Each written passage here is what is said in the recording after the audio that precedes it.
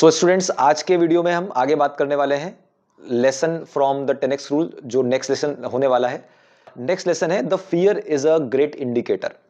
अब इसका मतलब क्या है, तो ये समझने से पहले आप ये छोटा सा क्लिप देखिए जो यहाँ पर मैं ऐड कर रहा हूँ, और इस क्लिप को थोड़ा सुनिए, उसके बाद हम बात करते हैं। Stress primarily comes from not taking action over something that you can have some control over.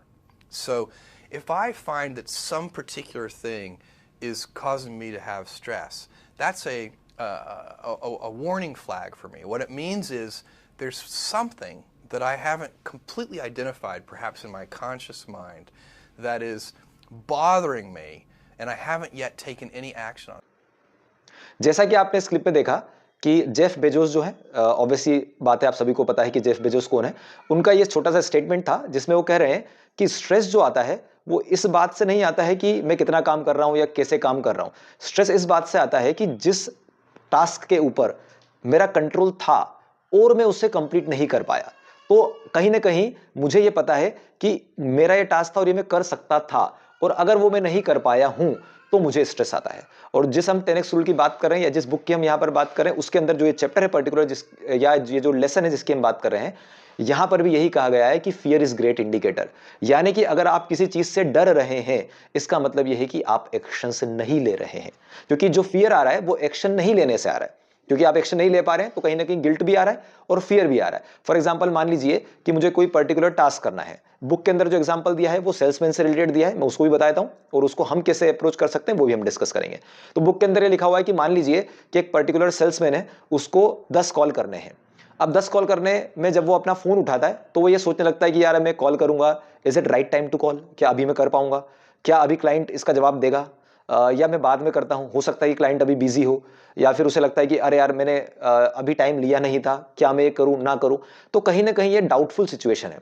जब ऐसी डाउटफुल सिचुएशन होगी तो ये पॉसिबिलिटी है कि इसके बारे में सोचने से टाइम वेस्ट हो रहा है। हो सकता है कि he will get to some other place, वो जाएगा, कॉफी पिएगा, चाय पिएगा और किसी और बारे में सोचने लगेगा, या यही सोचने लगेगा कि अब मैं क्या करूं, और इस टास्क को वो अवॉइड करने लगेगा। फिर वो किसी और टास्क पे शिफ्ट हो जाएगा कि वो अब कॉल नहीं कर रहा है, वो कुछ और करने लगेगा। तो इस तरह से जब वो कुछ और करने लगेगा तो उसके दिमाग में जो चलेगा वो यही टास्क चलेगी कि मुझे कब फोन करना चाहिए या मैं क्या कर सकता हूं, प्लस वो दूसरी टास्क पे आ गया है। तो अब ना तो वो इस टास्क को अच्छे से कर पा रहा है और ना ही वो नई टास्क पे पूरी तरीके से फोकस कर पाएगा। स्टडीज में हम इसको कैसे देखते हैं, जैसे मान लीजिए कि कोई पर्टिकुलर टास्क मुझे कंप्लीट करना है, कोई एक पर्टिकुलर सब्जेक्ट है। जब हम उसको करने बैठते हैं तो हमें लगता है कि यार ये नहीं, मेरा दूसरा टॉपिक थोड़ा सा ज्यादा वीक था, क्या मुझे उसे करना चाहिए। जब हम क्वेश्चंस करने बैठते तो हमें लगता है कि मेरा थ्योरी पोर्शन वीक है, क्या मैं थ्योरी पहले अच्छे से कर लूं। तो जब हम थ्योरी करने लगते हैं तो मुझे लगता है कि यार एग्जाम में तो क्वेश्चन ही आने, तो क्या मैं क्वेश्चन करूं, क्योंकि टेस्ट में तो क्वेश्चन आएंगे, थ्योरी करके मैं कहीं अपना टाइम तो वेस्ट नहीं कर रहा।